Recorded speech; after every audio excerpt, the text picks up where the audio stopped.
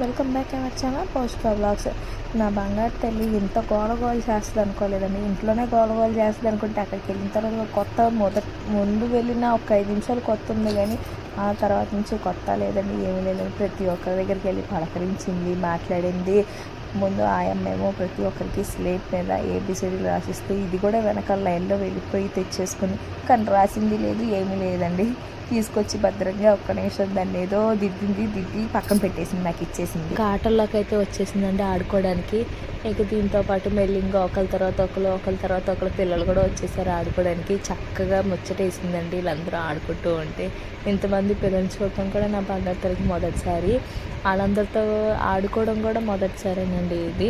ఇంటి దగ్గర పిల్లలు ఉంటారు కానీ ఒక 3-4 ఉంటారని అంతకుమించి ఉండరు. ఇంతమందిని చూడటం అయితే అది మొదటిసారి. దానికి చాలా హ్యాపీగా ఫీల్ అయ్యింది. అసలు చూడండి టాయ్స్ అవన్నీ కూడా ఎలా విసిరేసేస్తుందో ఆడుకునేది. ఆయమ్మేమో ఫిక్స్ చేస్తాను అంటది, మా అమ్మాయి ఏమో విసిరి పారేస్తూ ఉంటుంది.